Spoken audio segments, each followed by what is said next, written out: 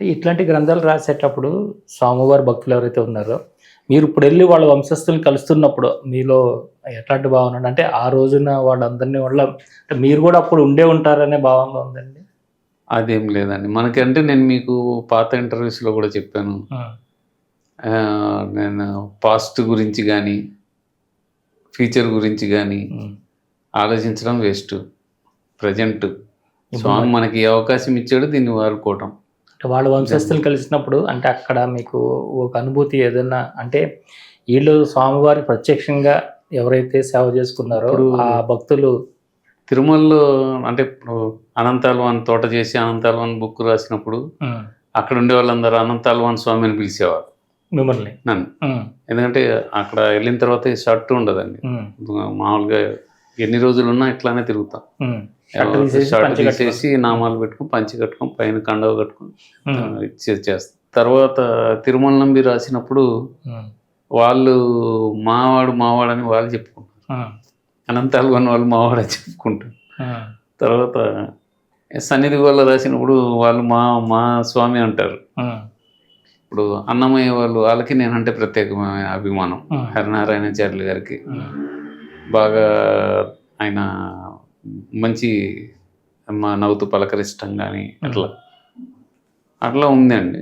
అక్కడ ఉండే లోకల్స్ వాళ్ళకి లోపల ఉండే అర్చకులకి బాగా పరిచయం అయ్యాను నేను. బాగా పరిచయం అయ్యాను. నాకు స్వామివారి అభిషేక తీర్థం దొరుకుతుంటుంది. వాళ్ళు స్వామివారి శ్రీపాదరేణు అని వాళ్ళు నేను వెళ్ళేసరికి ప్రత్యేకంగా తీసి పెడతారండి. అభిమానంతో ఇస్తారు. అట్లా వచ్చి నన్ను చూస్తూనే వాళ్ళు. తర్వాత సబేరా ఉంటుంది. సబేరాలో వాళ్ళు ఎప్పుడు ఎవరిని అలౌ చేసినా చేయకపోయినా నేను ఒక సామాన్యుని కూడా నన్ను ప్రత్యేకంగా లోపలికి పిలిచి నాకు వాళ్ళు స్వామివారి వస్త్రం అయితే తగిలిచ్చి నాతో పాటు 4-5 పిలుస్తారు. అది దాని మీద కొద్దిగా ఆర్గ్యుమెంట్లు కూడా అయ్యాయి. ఆయన పిలుస్తారు మమ్మల్ని పిలవరేంటి అని వేరే వాళ్ళు. అప్పుడు వాళ్ళే చెప్పారు ఆయన గురించి మీకు తెలియదులే అని చెప్తారు. అంటే ఒక సామాన్యునిగా వెళ్ళి అక్కడ స్వామివారి దయ వలన వాళ్ళందరూ నన్ను గుర్తుపెట్టుకొని నేను ఎవరిని ఏమి అడగనండి. నాకు ఇది కావాలి అది కావాలని ఇవ్వమని అడగను. బట్ వాళ్ళే గుర్తుపెట్టుకొని ఇస్తారు. నాడు అన్నమాచార్యుల వాళ్ళు కళ్యాణం కంకణాలు వాళ్ళు ఇస్తారు. ఆయన నేను వెళ్ళేసరికి తీసి పెడతారు. అక్షింతలు, కళ్యాణ అక్షింతలు అవన్నీ. అట్లా సన్నిధి గోళ్ళ వాళ్ళు ఉన్నారు. స్వామివారి పాదాల మీద పెట్టే చందనం వాళ్ళది. పొద్దున్నే నవనీత సేవ వాళ్ళది. ఆ నవనీతం ఇస్తారు నాకు. తర్వాత చందనం ఇస్తారు. అంటే వాళ్ళ అభిమానంతో.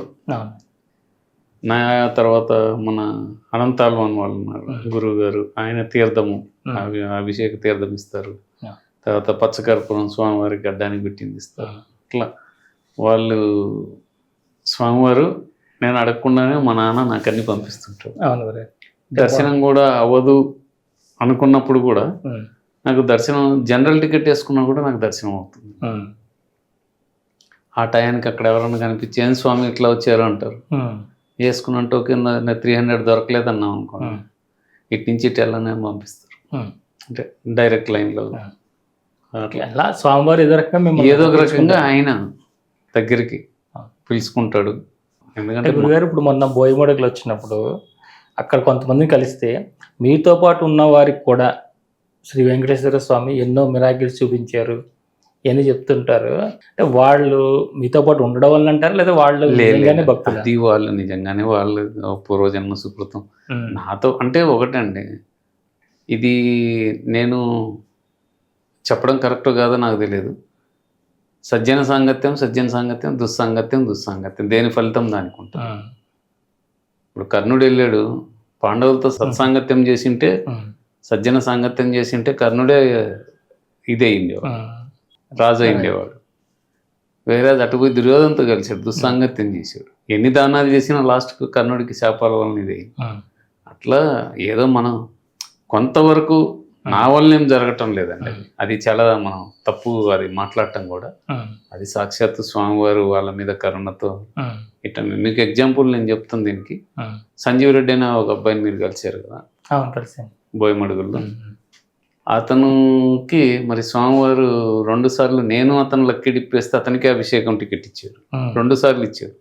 నేను ఇంతవరకు అభిషేకమే చూడలేదు. అంటే నేను ఒకటే అనుకుంటున్నాను మనసులోనే, ఆయన శుక్రవారం ఒక పాట కూడా రాపిచ్చారు, కంటి కంటి శుక్రవారం అభిషేకం అని. అది నాకు ఆ పాట రాస్తుంటేనే స్వామివారి అభిషేకం నాకు కనిపిస్తుంది.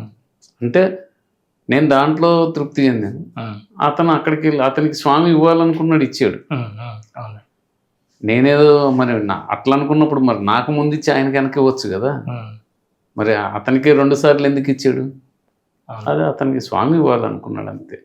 ఏదైనా ఆయన ఇస్తే మనం తీసుకోవటమే సార్. నేనేదో పరమ భక్తున్నా లేకపోతే ఇంకోటి అని ఎన్ని ఉండవండి. స్వామికి అందరూ సమానమే సార్. నేను ఆయన భక్తుడిగా నేను తప్పు చేస్తే ఆయన ఊరుకోడు. మా నాన్నగా ఆయన కొడుకు ఇది కదా, అందరూ పిల్లలే, ఆయన పిల్లలే. నేనేం ప్రత్యేకంగా నేను ఒక్కనే కాదు, మీరు ఆయన కొడుకే, అందరం ఆత్మలన్నీ పరమాత్మని కొడుకు. అక్కడి నుంచి వచ్చిన వాళ్ళం, ఆయన సృష్టి చేస్తే వచ్చిన వాళ్ళమే కదా. ఆయనకి డిఫరెన్స్ ఎందుకు ఉంటుంది చెప్పండి. కాకపోతే మనం ఇందాక మాట్లాడుకున్నట్టుగా మనం చేసే కర్మ ఫలాలు, ఆ ఫలితాలు దాన్ని బట్టి. బట్ ఓవరాల్గా ఏంటంటే ఏది కూడా ఆయన ఫ్రీగా ఇవ్వడు సార్. మా నాన్న వడ్డీ కాసులు వాడు కదా, ఫ్రీగా ఏమి ఇవ్వడు. ఏదో ఆయనకి బాగా ఇదైతేనే, ఎప్పుడో రుణపడి ఉంటేనే లాగుతాడు, లేకపోతే ఇవన్నీ చేయడు. సామాన్యుని పట్టుకుని ఇవన్నీ చేయాల్సిన పని. నేనేంటి, నా స్థాయి ఏంటి, నేను యూఎస్లో వెళ్ళి ఏదో నాకు ఆడ స్టేజ్ మీద కూర్చొని చెప్పడం ఏంటి చెప్పండి. 10 మందిని ఇవ్వండి. అందుకే నేను చెప్పేది ఏంటంటే, నేను ఎవరికైనా చెప్పేటప్పుడు కూడా ముందు చెప్పటం కూడా పోతన గారు చెప్పినట్టుగానే, పలికిడిది భాగవతం అంటే పలికించేది వాడు రామభద్రుడు, పలికిడి వాడు అని అనటాన్ని. సో పలికించేది వాడు మా నాన్న వెంకటేశ్వరుడు, పలికేదే ఆయన నామ సంకీర్తనలు, ఆయన లీలలు. పలికేటి వాడను వెంకటరామదాసుడు. అంటే బోయమడుగుల్లో పునర్వసుకి ప్రత్యేకమైన అభిషేకం చేస్తారు.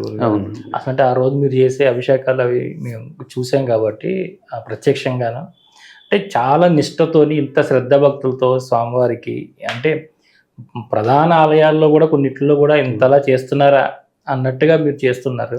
అంటే ఇదంతా మీకు ఎలా, ఎవరు అన్న ఒక సాంప్రదాయం పెట్టి? ఏం లేదండి, అదేం లేదు. మాకే అది చేసే కొద్దీ, అంటే స్టార్టింగ్లో చేస్తూ అట్లా చేసే కొద్దీ ఇంకా బాగా చేయాలి స్వామికి, ఇంకా బాగా. ఎందుకంటే నాకు కొన్ని నిదర్శనాలు జరిగాయి. పునర్వసు రోజు స్వామివారు వచ్చి కూర్చున్నది నాకు కనిపిస్తుంటుంది. అండి అమ్మవారు, స్వామివారు, లక్ష్మణ స్వామి, ఆంజనేయ స్వామి అభిషేకం స్వీకరిస్తూ కనిపిస్తారు. దాని నుంచి నాకు అట్లా తర్వాత దాని మీద ఒక సపరేట్గా పూజా విధానం మీకు చూపించాను కదా, బుక్ రాపిచ్చారండి నా చేత. నాకు అసలు మంత్రాలే రావు, అటువంటిది ఆ బుక్ రాపిచ్చారు, అదాంగ పూజ కానీ ఇదంతా. అందుకే మీకు పునర్వసుకి, రాముడికి పట్టాభి సీతారామస్వామి బోయమడుగుల్లో అష్టోత్తరానికి మిగతా శ్రీరామ అష్టోత్తరాలకు తేడా ఉంటుంది. అంటే అవన్నీ మహానుభావులు రాసినాయి, కానీ ఇదేదో మనకు ఏదో రాసాము అక్కడ అదే చేస్తున్నాము. దానికి ఆయన సంతృప్తి చెందుతున్నాడు. తర్వాత ఆయన ఆలయం బహుశా ఆయనకు కూడా పడిందేమో, నేను కూడా చేపించుకోవాలి వీడితో అని. ఆయన ఆయన అనుకోండి, అదే తెలిసిన డౌట్. ఆ తర్వాత అవతారం, లాస్ట్ అవతారం ఇంకా నెక్స్ట్ కల్కిని మిగిలింది. అభిషేకం గురించేనే, అభిషేకం పంచామృత అభిషేకం చేస్తామండి. అంతకుముందు ఊర్లో వాళ్ళు కోఆపరేట్ చేసేవాళ్ళు కాదు, కానీ ఇప్పుడు పాలు, ఆవు పాలు, పెరుగు అన్నీ తెచ్చిస్తారు. తర్వాత దానికి దాతలు కూడా తయారయ్యారు, కొంతమంది పంపిస్తూ ఉంటారు. సో అది నిర్విఘ్నంగా జరిగిపోతుందండి స్వామివారికి. అది మేము కూడా చేసేటప్పుడు నిష్టగానే చేస్తున్నాం. ఎందుకంటే అది అవధూత పిచ్చిరెడ్డి గారు ఆ లోపల అడుగున సాలగ్రామం పెట్టారు. సో ఎట్లా అంటే అట్లా మనం చేస్తే కొద్దిగా అవకతవకలు జరిగినా కూడా ఇబ్బంది, అంటే అది మాకు కరెక్ట్ కాదు, ఊరికి కరెక్ట్ కాదు అనే ఉద్దేశంతో దాన్ని మేము చాలా జాగ్రత్తగా, అంటే కొన్ని నియమాలు పాటిస్తున్నామండి. ఇప్పుడు మేము లోపలికి వెళ్ళాము అనుకోండి, మళ్ళీ 3.5 hours జరుగుతుంది దగ్గర. మీరు చూసారు కదా రోజు. బయటికి ఈవెన్ రావటం అనేది ఉండదండి. టాయిలెట్కి వెళ్తాం, కానీ టాయిలెట్కి వెళ్ళామంటే మళ్ళీ స్నానం చేసి మళ్ళీ విధిగా లోపలికి వెళ్తాం. అంత నిష్టగా చేస్తున్నాం అక్కడ.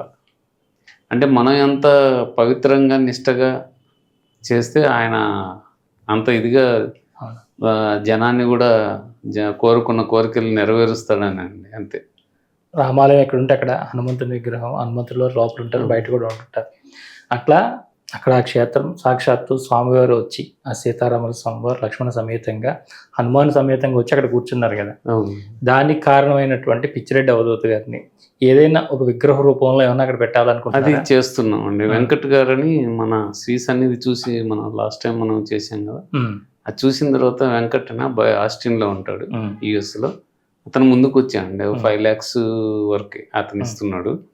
అక్కడ సమాధి కట్టించేసి అక్కడ ఆయన విగ్రహం పెట్టాలని. ప్రాబ్లం ఏమొచ్చిందంటే అది ఎక్కడ అంటే ఆ బయటికి తీయడానికి ఏదన్నా ఈ ప్రొక్లైనర్లు అవి పెట్టి తీయాలి అంటే ఆ సమాధి డిస్టర్బ్ కాకూడదండి, అవధూత ఆయన. సమాధి అనేది డిస్టర్బ్ కాకుండా చేయాలి. దానికోసం అట్లా ఎంత జాగ్రత్తగా చేయాలా అని ఆలోచిస్తున్నాం. వీళ్ళేమో ప్రొక్లైనర్లు పెట్టి తీద్దామంటారు, అవి తగలకూడదు ఆయన, ఎందుకంటే కూర్చోబెట్టి చేశారు, చుట్టూ బండలు వేసారు. ఆ బండలు కూడా ఈ నాపరాలు వేసింటారు. సో ఏమన్నా తగిలి ఇదైతే అది చాలా ఇదవుతుంది. ఎందుకంటే పవిత్రమైన క్షేత్రం, ఆయన అవధూత పైగా. అందుకని అదొకటి ఆలోచిస్తున్నాం అండి, ఎట్లా చేయాలా ఏంటని. అది ఒక విధంగా మాకు కత్తి మీద సాము లాంటిది. మరి స్వామి దానికి రూట్ చూపించాల్సింది, ఆ రాముల వారు రూట్ చూపించాల్సింది తప్ప నేను ప్రస్తుతానికి అట్లా పక్కన పెట్టించాం. అది అభయాంజనేయ స్వామి ఆలయం అది జరుగుతుందండి. అది మోస్ట్ ప్రాబబ్లీ కంప్లీట్ అవుతుంది, నాకు తెలిసి హనుమత్ జయంతికి అయిపోతుంది. ట్రస్ట్ ఒకటి ఏర్పాటు చేసాం యుఎస్లో. సో దాంట్లో ట్యాక్స్ ఎగ్జంప్షన్ కూడా ఉంది. SVRDCT అని శ్రీ వెంకట రామదాస్ చారిటబుల్ ట్రస్ట్ అని పెట్టాము. దేవాలయానికి సంబంధం లేదు. ఆ ట్రస్ట్ ఏంటంటే మనం అక్కడ వస్తే నిత్యాన్నదానం చేయడానికి ట్రస్ట్ పెట్టాము. సో దానికోసం చూస్తున్నాము. అది ఇప్పుడు స్టార్ట్ అయింది. బ్యాంక్ అకౌంట్ అన్ని ఓపెన్ చేసి ప్రవీణ్ గారని మా క్లాస్మేట్ మట్టుపల్లి ప్రసాద్ అని హైదరాబాద్ అతను వాళ్ళిద్దరు కలిసి స్టార్ట్ చేశారు. దాన్ని నేను ఉంటాను ఇక్కడ, సేమ్ నేమ్తో ఇక్కడ ఓపెన్ చేస్తున్నాను.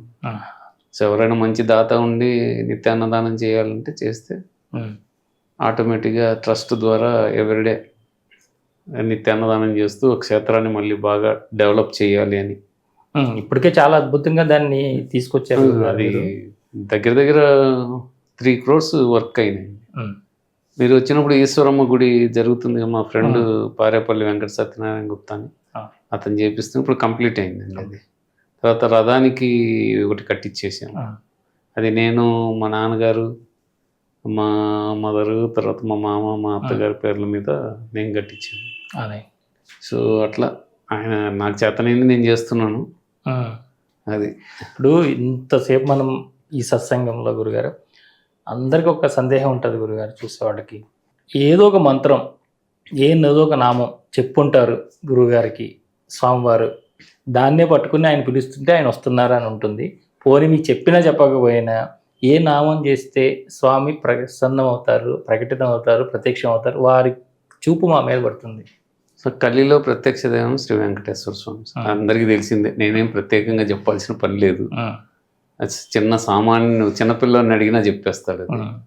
మనకి ఓం నమో వెంకటేశాయ అష్టాక్షరి మంత్రం అంటే కృతయుగంలో ఓం నమో నారాయణాయ, నారదుడు వీళ్ళందరూ. తర్వాత ఓం నమో నారసింహాయ తీసుకున్నా కూడా మీకు 8 letters ఉంటాయి, ప్రహ్లాదుడు వీళ్ళంతా చేసింది. తర్వాత త్రేతాయుగం వచ్చేసరికి శ్రీరామ రామ రామేతి రమే రామే అది. తర్వాత ద్వాపరయుగం వచ్చేసరికి గోవింద, గోపాల, ఇవన్నీ. కలిలో ఓం నమో వెంకటేశాయ అంటే కృతయుగము తర్వాత మళ్ళీ 8 అక్షరాలతో ఓం నమో వెంకటేశాయ అష్టాక్షరి మంత్రం మనకు దొరికింది. ఆ మంత్రాన్ని సదా స్మరించుకుంటూ ఉంటే ఆటోమేటిక్గా స్వామి వచ్చి కూర్చుంటాడండి. వీటన్నిటికంటే ముఖ్యం ఊరికేదో స్మరించుకోవటం కాదు, వీటన్నిటికంటే ముఖ్యంగా స్వామి మీద ప్రేమతో ఆయన్ని స్మరిస్తూ ఆయన రూపాన్ని మనం తలుచుకుంటూ ఈ ఓం నమో వెంకటేశాయ అష్టాక్షరి మంత్రాన్ని తలుచుకుంటూ ధర్మబద్ధంగా ఉండి ప్రేమతో స్వామి ప్రేమకు లొంగిపోతాడండి. స్వామి దేనికి లొంగడు, మనం ఇచ్చే ఆభరణాలు ఇవన్నీ ఏమి పట్టించుకోడు. ఆయన ప్రేమగా ఎవడు నావాడు వస్తున్నాడా, నన్ను ఎవడు ప్రేమగా పిలుస్తున్నాడా అని చూస్తుంటాడు. సో అటువంటి పరమ పవిత్రం మహిమాన్విత మంత్రము ఓం నమో వెంకటేశాయ. సో ఆ మంత్రం పట్టుకొని మనం అందరము తరిస్తే మన జన్మలు మీ సార్థకమవుతాయి. లోపల నిత్యమే జరుగుతూ ఉంటుంది. అది జరుగుతూనే ఉంటుంది. అది జరుగుతూనే ఉంటుంది. నేను మీతో మాట్లాడుతున్నా, నేను లోపల జరుగుతూ ఉంటుంది. ఆయన కనిపిస్తూనే ఉంటుంది. మీకు ఈ లీలలని చెప్పేటప్పుడు అంతా ఆయన చేసినవన్నీ ప్రతిదీ నాకు మళ్ళీ అంటే ఒక విధంగా మీరు నాకు రిమైండ్ చేశారు మా నాన్న గురించి. సంతోషం. మన నామ సంకీర్తనలన్నీ బాలాజీ _రమణ _2498 అనే ఛానల్లో వస్తున్నాయండి. అది దాన్ని మన ప్రేక్షకులందరూ రోజు విని స్వామివారి రాసినటువంటి సంకీర్తనలన్నీ కూడా ఆయన రాపించుకున్నారు. స్వరబద్ధం చేసి మా నాన్నగారు రాసుకున్నవి. అది మనకి ప్రేక్షకులందరూ విని దాన్ని స్మరించుతూ స్వామివారి నామస్మరణ చేస్తూ మోక్ష పదానికి పోవాలని శ్రీ వెంకటేశ్వర స్వామిని మనసా వాచా కర్మణ వేడుకుంటూ అందరినీ తరింపజేయమని వేడుకుంటున్నాను.